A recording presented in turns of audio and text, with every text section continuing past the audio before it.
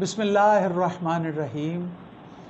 میں ہوں آپ کا میزبان ڈاکٹر شہزاد احمد، جو کہ حمد و نعت ریسرچ فاؤنڈیشن کراچی سے آپ سے مخاطب ہے، اور الحمدللہ جیسا کہ آپ کے علم میں ہے، تبصرۂ کتب حمد و نعت یہ پروگرام کا موضوع ہے، اور اس میں ہم نئی اور پرانی کتابوں پر تبصرہ پیش کرتے ہیں الحمدللہ۔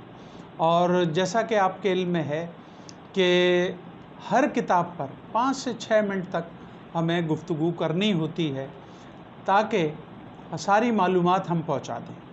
تو الحمدللہ آج جس اہم کتاب کے حوالے سے ہم گفتگو کریں گے وہ ہے نعت کے چند شعرائے متقدمین۔ نعت کے چند شعرائے متقدمین، یہ ڈاکٹر سید شمیم گوہر ابوالعلائی کی تحریر کردہ کتاب ہے۔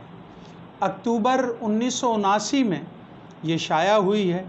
خانقاہ حلیمیہ ابوالعلائیہ 127 چک نیا حجرہ الہ آباد ہندوستان سے یہ شائع ہوئی ہے۔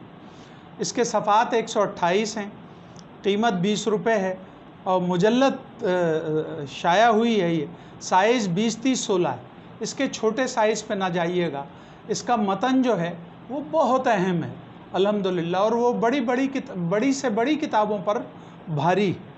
اس کا نوائے اردو کی نعتیہ شاعری اور صنف نعت کے عنوان سے ڈاکٹر فرمان فتح پوری نے اپنی رائے اس کتاب میں دی ہے، اور نوائے آغاز ڈاکٹر سید شمیم گوہر نے لکھا ہے۔ اور یہ نعت کے چند شعرائے متقدمین 9 شعراء کا تذکرہ ہے۔ اس میں 9 ایسے شعراء کو جمع کیا گیا ہے کہ جو بہت اہم حوالہ ہیں نعتی ادب کا۔ آپ ان 9 شعراء کے نام دیکھیے: غلام امام شہید، کرامت علی شہیدی، کافی مراد آبادی، لطف علی خان لطف، محسن کاکوروی، امیر مینائی، رضا بریلوی، حسن رضا بریلوی اور کشن پرشاد شاد۔ یہ 9 انتہائی اہم اور مسلم و ثبوت نعت گو شعراء کی شخصیت، حالات اور کلام سے متعلق تحقیقی امور اس کتاب میں پیش کیے گئے ہیں تاکہ ان کے عظیم الشان ادبی کارناموں سے دنیا کو متعارف کیا جا سکے۔ یہ بات پورے اعتماد سے کہی جا سکتی ہے کہ اپنے اپنے عہد میں ان 9 شعراء کی حیثیت سنگ میل کی سی ہے، اپنے عہد اور اپنے ہم عصروں میں ممتاز ہیں۔ ان کی شعری و فنی انفرادیت مسلم ہے۔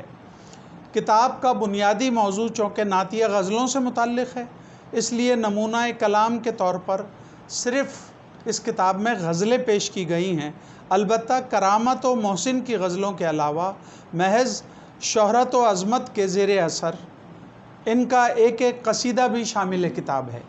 اور ڈاکٹر سید شمیم گوہر وہ نعتیہ ادب کے محقق ہیں کہ جنہوں نے ایک اور کتاب اردو کا نعتیہ ادب بھی لکھی ہے۔ انشاءاللہ اس پر بھی آپ سے گفتگو ہوگی۔ وہ بہت اہم کتاب ہے، اور اس میں انہوں نے بہت اہم انکشافات کیے ہیں۔ انشاءاللہ اس پہ بھی کسی وقت تبصرہ پیش کیا جائے گا۔ اور ڈاکٹر سید شمیم گوہر صاحب بہت خوش نصیب ہیں، اور نعتیہ ادب میں بڑی ان کی خدمات ہیں۔ میرے رابطے میں رہے شروع سے الحمدللہ، اور آج تک میرے رابطے میں ہیں۔ اللہ انہیں سلامت رکھے۔ ہندوستان میں ان کا قیام ہے، الہ آباد میں، اللہ انہیں سلامت رکھے۔ اپنے میزبان ڈاکٹر شہزاد احمد کو اجازت دیجیے۔ اگلی نئی کسی کتاب کے ساتھ پھر حاضر خدمت ہوں گے۔ وما علینا الا البلاغ۔